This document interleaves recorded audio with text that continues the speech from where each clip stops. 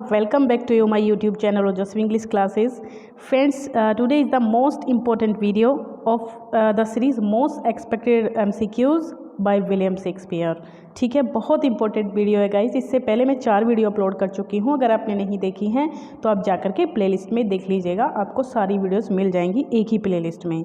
और ये इतने इंपॉर्टेंट क्वेश्चन है आपके लिए कि हर एग्ज़ाम में आने की पूरी की पूरी संभावना है। पहले भी ये क्वेश्चन पता नहीं कितनी बार आ चुके हैं क्वेश्चन पेपर में, और अभी भी पूरा इन पे आपको इनको पढ़ना ही है जो मैं मोस्ट एक्सपेक्टेड मैं दे रही हूँ। और यकीन मानिए इस सीरीज़ को अगर आप कंप्लीट कर लेते हो, आपको खुद में बहुत ज़्यादा भरोसा हो जाएगा कि हाँ, मैं शेक्सपियर के बारे में बहुत कुछ जानता हूँ। इतनी गारंटी मैं ले सकती हूँ। इसके बाद हम और भी सारे एग्ज़ाम पॉइंट्स लेंगे। ठीक है, तो आज का हमारा ये 5th सेशन है। इससे पहले वाले सेशन भी देख लीजिएगा फ्रेंड्स, बहुत फ़ायदा आपको होगा, राइट। और देखिए एक चीज़ मैं और आपसे कहूँगी, कंसिस्टेंसी बहुत ज़रूरी होती है। अगर आपको लग रहा है ना कि एग्ज़ाम तो अभी बहुत दूर है, तो ऐसा नहीं है। जब नज़दीक होता है तो आप एकदम से कहने लगते हो कि एग्ज़ाम तो एकदम आ गया, तैयारी नहीं हुई हमारी, तो है ना, ये बहाना होता है आपके पास। तो और जब एग्ज़ाम बहुत दूर होता है तो आप पढ़ते नहीं हो, तो ये बहुत गलत बात है। आप ज़्यादा नहीं, आप थोड़ा पढ़िए, है ना, लेकिन कंसिस्टेंसी होनी ज़रूरी है। कुछ ना कुछ आपको गेन, हर डे कुछ ना कुछ आपको गेन करना है। It is very necessary for your preparing. Okay, तो लेट्स बिगिन आवर क्लास। और पहला क्वेश्चन हमारा देखते हैं। इससे पहले एक रिक्वेस्ट और है, प्लीज़ लाइक कर दीजिए सेशन को पहले ही, है ना। और नए हैं चैनल पे, आप पहली बार आए हैं तो विजिट कर किया है चैनल को, तो सब्सक्राइब भी ज़रूर कर लीजिएगा और हम आगे तक साथ बने रहें ताकि, है ना गाइस। और एक चीज़ और है, लास्ट में जितने भी आपके सही आते हैं प्लीज़ कमेंट बॉक्स में अपना स्कोर ज़रूर लिखिए। देखिए कोई ज़्यादा फर्क नहीं पड़ता है, आप स्कोर लिखेंगे आपको पता चलेगा कि हाँ, आप कितना जानते हो और कितना आपने गेन किया इस वीडियो के अंदर। ठीक है, तो ये हमारा फर्स्ट क्वेश्चन था। Julius Caesar, Antony and Cleopatra and Coriolanus are based on. आपको बताना है कि ये जो तीनों प्लेज हैं ये किस पे बेस्ड हैं। वैसे मैं बता दूं आपको, ये रोमन प्लेज माने जाते हैं। ये तीनों के तीनों अगर पूछ लिया जाए तो एक कौन से प्ले हैं, रोमन प्लेज। और रोमन प्लेज जो हैं वो कहाँ से लिए गए हैं, होलिनसेड क्रॉनिकल से, folk tales and legends, older Roman plays, Plutarch lives. तो जितने भी आपके ये रोमन प्ले हैं ना, 3 हैं, ये प्लूटार्च लाइव से लिए गए हैं। तो ऑप्शन कौन सा सही हो जाने वाला है आपका? ऑप्शन गाइज आपका यहाँ पे डी सही हो जाएगा, राइट। कौन सा ऑप्शन सी हो जाएगा? डी सही हो जाएगा, प्लूटार्च लाइव्स। ओके, और एक चीज़ और बता दूँ कि चलिए ठीक है, कोई नहीं, आगे चलते हैं। पहले, if it were done when it's done, thank to it were done quickly. तो ये जो लाइन है, इफ़ इट वर डन, यदि ये होना था, तो व्हेन इट इज़ डन, तो ये कब होना है? Thank to it's were done quickly, है ना, तो ये जल्दी ही हो जाना चाहिए। Are uttered by sorry guys, गला थोड़ा ख़राब है। तो अटर्ड बाय किसके द्वारा ये कहा गया है? हैमलेट, किंग लियर, ओथेलो या फिर मैकबेथ। एक बात ध्यान रख लीजिए कि ये मैकबेथ की लाइन है और एक्ट फर्स्ट सीन थर्ड। ठीक है, मैं यहाँ पे लिख देती हूँ। ठीक है गाइस, मैं यहाँ पे लिख दे रही हूँ इसको। एक्ट कौन सा है बताया था? हाँ, एक्ट फर्स्ट है गाइस, और जो सीन है वो थर्ड है। तो एक्ट फर्स्ट और सीन थर्ड में आपको किसके मिलेगा? मैकबेथ में, राइट। मैकबेथ में आपको ये लाइन मिलेगी। चलिए, there is a special providence in the fall of sparrow. ये बहुत फेमस लाइन है, इंपॉर्टेंट है, और सीधी सी बात है। फॉल ऑफ स्पैरो आते ही आप समझ जाइए कि ये किस में से होना चाहिए? हैमलेट में से होना चाहिए। कब आया था हैमलेट, बताइए आप मुझे? 1601 में आया था, बहुत बार बता चुकी हूँ पहले भी। ठीक है, चलिए, तो कौन सा इसमें आपका सही ऑप्शन है? इसमें आपका हो जाएगा option B is right. Shakespeare sonnets, Shakespeare के सोनेट में इनमें से क्या मिलता है? डोंट कैरी अ डेडिकेशन, मतलब किसी को डेडिकेट नहीं की गई हैं। Are dedicated to James first को डेडिकेट की गई है इंग्लैंड में। Are dedicated to Mary Arden को, या फिर are dedicated to an unknown mister WH। तो किसको ये डेडिकेट की गई? मैरी अर्डन कौन है, बता सकते हो आप मुझे? मैरी अर्डन जो थी वो शेक्सपियर की मदर थी। ठीक है, चलिए, मदर क्या, सॉरी गाइस, चलिए, are dedicated to an unknown mister WH। तो किसको की गई है? मिस्टर WH को की गई है। पूरा नाम क्या होगा इसका, इनका जो ये WH है, पूरा नाम पता है आपको? कभी कभी आ जाता है तो ध्यान रख लीजिए। हेनरी वर्ड्सले, क्या है इनका पूरा नाम? हेनरी वर्ड्सले, और इसके अलावा डार्क लेडी को भी किया गया है। ठीक है, तो कौन सा ऑप्शन सही हो जाएगा? ऑप्शन डी इज राइट, यानी कि dedicated to an unknown mister WH। वैसे पूरा नहीं पता है तो अंदाजे से ही कहा जाता है कि WH किसको है? Henry Wriothesley. चलिए नेक्स्ट है हमारा, which of this plays by Shakespeare doesn't use cross dressing as a device. तो which of this plays by Shakespeare doesn't use cross dressing, मतलब इनमें से कौन से प्ले में क्रॉस ड्रेसिंग, क्रॉसिंग ड्रेसिंग से मतलब होता है जैसे लड़की जो है वो लड़का बन के घूम रही है, तो कौन से प्ले में ऐसा होता है? तो गाइज ऐसा प्ले आपको कई जगह देखने को मिलता है। ये चीज़ देखिए किस में होती है? एज यू लाइक इट में होती है, जूलियस सीजर में, सिम्बालिन में, two gentleman man of Verona में। किस में भेष बदला जाता है? कोई लड़की है वो लड़के बन के रह रही है, लड़का है वो लड़की बन के रह रहा है। तो ऐसा 3 में होता है, एज यू लाइक इट में होता है, सिम्बालिन में और टू जेंटलमैन ऑफ वेराना। तो कौन सा आंसर है? बी ऑप्शन हो जाएगा। जूलियस सीजर में ऐसा कुछ भी नहीं है। ठीक है, तो बी आपका सही ऑप्शन हो जाता है। Who of the following gave a happy ending to King Lear? आपको पता है कि जो किंग लियर की जो एंडिंग है वो बहुत सैड है, सैड एंडिंग है ना किंग लियर की गाइज, क्योंकि जो उसका मतलब छोटी बेटी होती है वो बहुत बढ़िया होती है बेचारी, लेकिन फिर भी डेथ हो जाती है, लास्ट में मर जाती है और बहुत दुख मना रहा होता है यहाँ पे किंग लियर। तो लेकिन इसको एक हैप्पी एंडिंग दी है, कौन से राइटर ने दी है बताइए? जेम्स क्वीन ने दी है, नाहुम टेट ने, पैग वॉविंगटन या फिर चार्ल्स मैकलिन। इनमें से कौन सा होगा? मेरे हिसाब से नाहुम टेट ने ऐसा किया है गाइस। ठीक है ना, कब किया है? The history of King Lear में 1681 में। कब किया है? 1681 में। 1681 में इनका एक वर्क आया था। कौन सा वर्क था? नोट कर सकते हो, the history of King Lear. Nahum Tate ने उसके अंदर इसको हैप्पी एंडिंग दी है।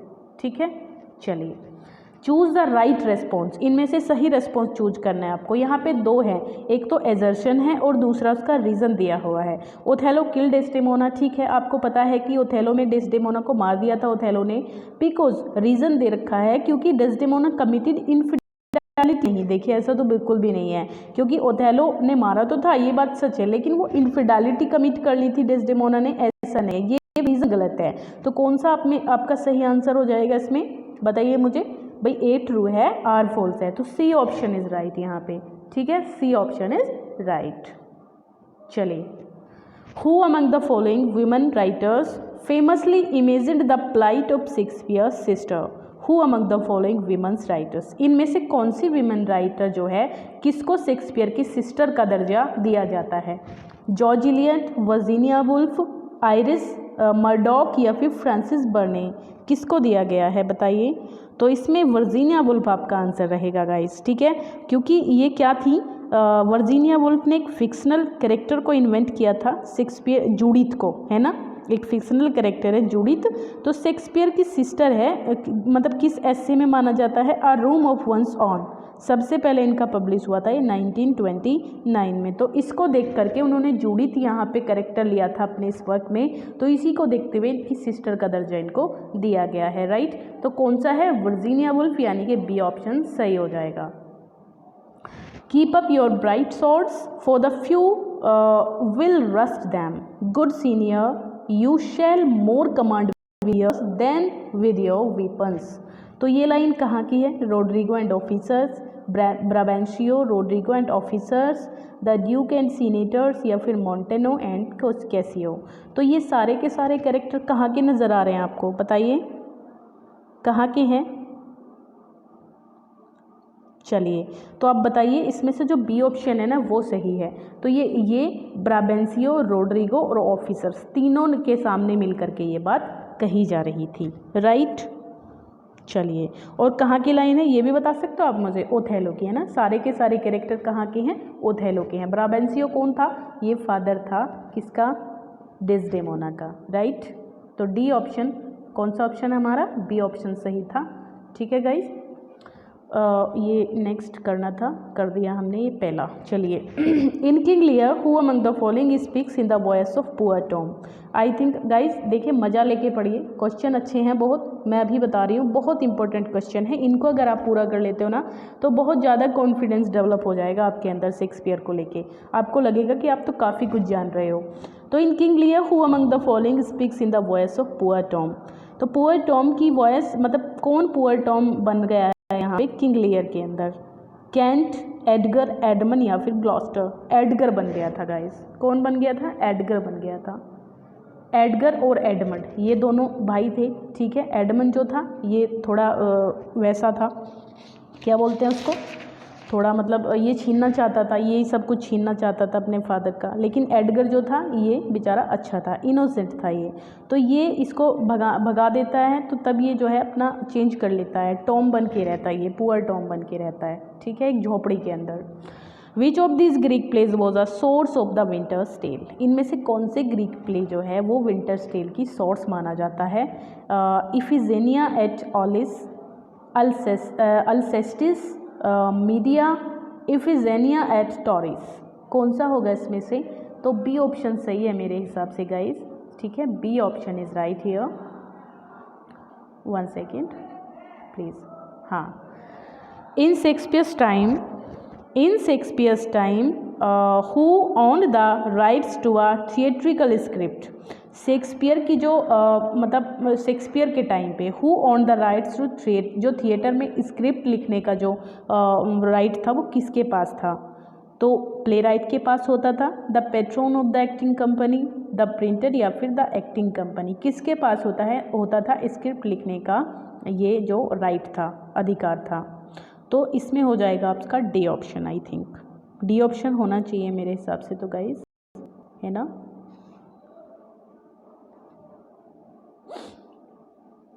ओके गाइस, हैं डी है, ठीक है।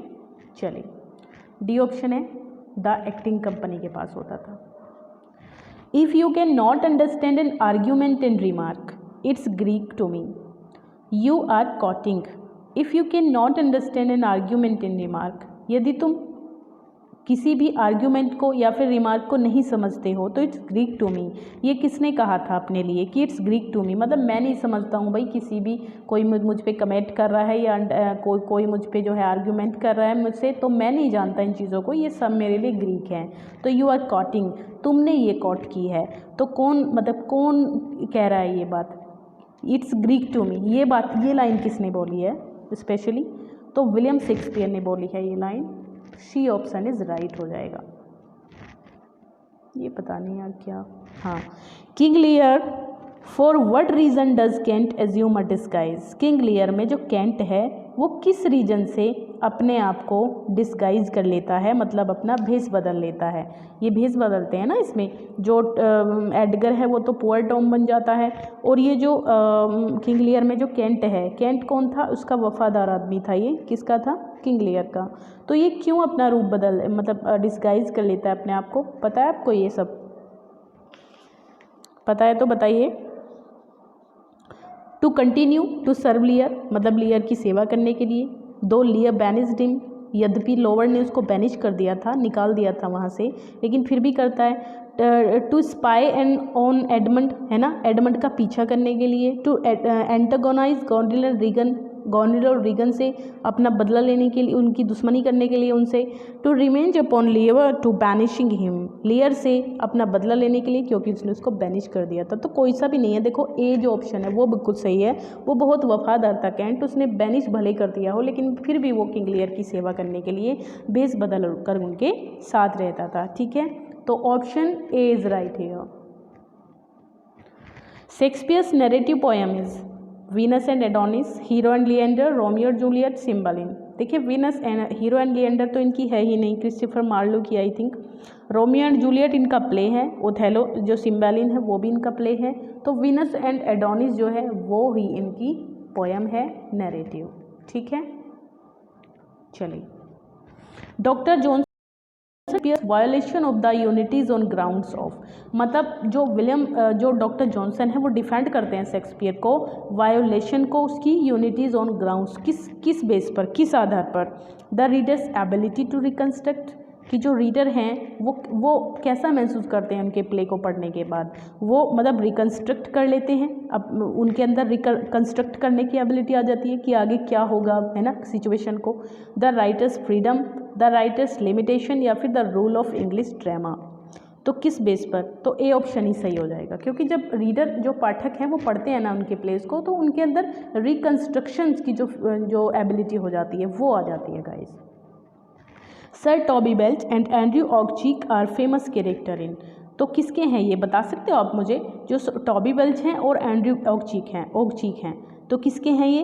पहले तो एज यू लाइक इट के हैं, measure for measure, a midsummer night dream, या फिर ट्वेल्थ नाइट। तो सीधी सी बात है भाई, ये ट्वेल्थ नाइट के हैं, डी ऑप्शन सही हो जाएगा आपका, ठीक है, डी ऑप्शन सही हो जाएगा। और कब आया था ये, 1600 के अराउंड, कब आया था, ट्वेल्थ नाइट 1600 के अराउंड आया था। और ये कौन है, इसके चाचा हैं, जो टॉबी बेल्च है ना, अंकल टॉबी हैं ये। चलिए, all world stage who said, किसने कहा था कि पूरा संसार एक स्टेज है और हम यहाँ पे केवल अपनी रंगमंच है, हम यहाँ पे केवल अपना रोल अदा करने आए हैं, तो किसने कहा था। टच स्टोन ने सीलिया को बोला है, रोजलिन ने ऑरलैंडो को, जैक्स ने ड्यूक सीनियर को, एडम टू ड्यूक ही होगा ये भी, एडम टू ड्यूक फ्रेडरिक, किसने बोला था। तो सारे कैरेक्टर आपको पता है एज यू लाइक इट के हैं, लेकिन जैक्स ने बोला था, बहुत इंपॉर्टेंट लाइन है ये, इसको याद रखना प्लीज़, ये जैक्स ने बोला था, ड्यूक सीनियर को बोला था, ठीक है। In Julius Caesar after Brutus presumed death his wife Portia, जब जूलियस सीजर में ब्रूटस प्रिज्यूम कर देता है जूलियस, इसकी डेथ को जूलियस सीजर की, तो उसकी वाइफ क्या करती है, पोर्शिया। कौन है पोर्शिया, ठीक है, तो उसकी वाइफ क्या करती है जब ब्रूटस प्रिज्यूम कर लेता है डेथ, रीमैरीज कर लेती है, दोबारा शादी, commit suicide, go into hiding, goes into exile, क्या करती है, सुसाइड कमिट कर लेती है वो, ठीक है, बी ऑप्शन सही हो जाएगा। वो क्या कर लेती है गाइज, वो बेचारी सुसाइड कमिट कर लेती है। बहुत गलत हुआ था ये भी, है ना, अच्छी बात नहीं हुई थी, मर जाते हैं सारे जो अच्छे लोग होते हैं। चलिए खैर कोई नहीं है भाई, जो होना है, थक जाती हूँ मैं भी, है ना, मेरी थोड़ी तबीयत भी ख़राब है यार। चलिए नेक्स्ट है, kill Claudio, who made this demand and in which play of Shakespeare. Kill Claudio, Claudio को मार दो, कौन ये डिमांड करता है और कौन से प्ले में करता है शेक्सपियर के अंदर। ओफेलिया इन हैमलेट, बिल्कुल भी नहीं, हैमलेट की तो ये लाइन ही नहीं है। आप क्लॉडियो से समझ लेंगे कि ये हैमलेट की लाइन हो सकती है, लेकिन गाइज ये क्लॉडियो है, क्लॉडियस नहीं है, ठीक है। हैमलेट में कौन था, क्लॉडियस था, चाचा क्लॉडियस, लेकिन ये क्लॉडियो है। तो ओलिविया ने कहा था नहीं, ऐसा कोई पात्र तो उसमें था ही नहीं। जेसिका ने मर्चेंट ऑफ वेनिस में, ये भी नहीं। किसने कहा था, बिट्राइस ने कहा था मच एडू अबाउट नथिंग में। तो डी ऑप्शन आपका सही हो जाएगा, much edu about nothing. Okay चलिए गाइज, ठीक है, नेक्स्ट पे चल रहे हैं हम। Shakespeare addresses the themes of in his sonnets, मतलब जो विलियम शेक्सपियर हैं उनकी सॉनेट में हमको क्या थीम नज़र आती हैं, किस पे बेस्ड है उनकी सॉनेट्स। तो पहला है harmony, wealth, love and conflict, honesty, wealth, time and beauty, peace, time, beauty and wealth, love, beauty, time and loyalty. तो डी ऑप्शन सही हो जाएगा, love, beauty, time and loyalty, D option is right here.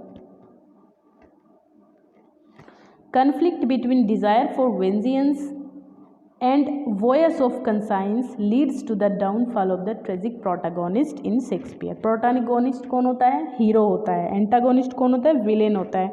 तो जो protagonist है, ये जो Hamlet के अंदर, मतलब कौन सी चीज़ है, मैंने पहले ही आंसर बता दिया आपको, कौन सी चीज़ है जो कन्फ्लिक्ट होती है कि भाई ये करना चाहिए, ये नहीं करना चाहिए, मतलब जो धर्म के साथ ये धर्म विरुद्ध है, ये नहीं करना चाहिए, ये अब इस टाइम पे ये करना चाहिए।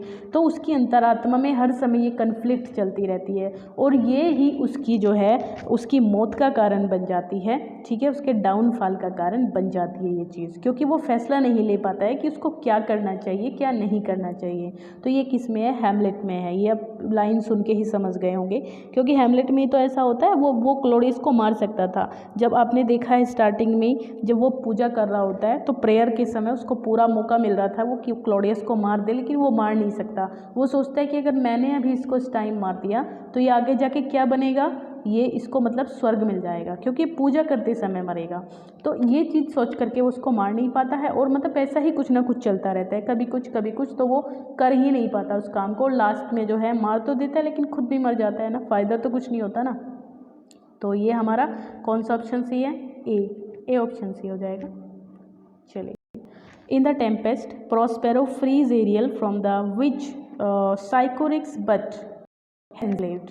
टेम्पेस्ट में प्रोस्पेरो जो होता है वो एरियल को फ्री कर लेता है। एरियल कौन है गाइज? ये एक फेयरी है, तो इसको फ्री कर लेता है किससे? साइकोरिक्स चुड़ैल के पास थी ये इसको फ्री कर देता है इससे, लेकिन ये किसको एनस्लेव, किसको अपना गुलाम बना लेता है? स्टीफेनो को, बोट्सवेन को, ट्रिंकुलो या फिर कैलिबन को कर लेता है। क्योंकि कैलिबन कौन था पता है आपको? कैलिबन जो था ये साइकोरेक्स का बेटा था, चुड़ैल का। तो ये इसको एनस्लेव अपना गुलाम बना लेता है और इसी से अपने काम कराता है फिर सारे के सारे। तो यहाँ पर ये जो कैलिबन है ये आधी फिश और आधा मैन है, ये भी आपको पता होना चाहिए। Apart from Mark Antony and Octavius Caesar, who was the third member of the triumvirate which ruled Roman Empire in the play Antonian Cleopatra में आपको पता है कि जो 3 लोगों का एक ग्रुप था जो रूल कर रहा था किस पे? रोमन एम्पायर पे जो रूल कर रहा था, उसमें मार्क एंटोनी था, ऑक्टेवियस सीजर था। तो तीसरा कौन था ये आपको बताना है, ठीक है? कौन था तीसरा ये आपको बताना है गाइस। तो ए ऑप्शन सही हो जाएगा, क्योंकि लेपिडस था। कौन था? Lepidus. Okay, option A is right हो जाएगा, लेपिडस। क्वेश्चन है वीडियो का, where was Hamlet studying when he was summoned to Denmark on the death of his father. जब हैमलेट को अपने फादर की डेथ पर बुलाया गया था, बुलावा भेजकर समन भेजा गया था आने के लिए, तो वो कहाँ पे पढ़ाई कर रहा था? फ्रांस में, एथेंस में, जर्मनी में, इंग्लैंड में। तो जर्मनी में कर रहा था वो, ठीक है, जर्मनी में यूनिवर्सिटी में वो पढ़ाई कर रहा था।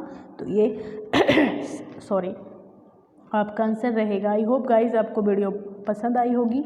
अगर पसंद आई है तो प्लीज़ लाइक शेयर सब्सक्राइब जरूर कीजिएगा और कमेंट बॉक्स में अपना स्कोर जरूर लिख दीजिए और ये देखते रहिए कि आपको कितना आता है, ठीक है? ओके, बाय बाय गाइज, फिर मिलते हैं नेक्स्ट वीडियो में जल्दी ही। पढ़ते रहिए, ओके।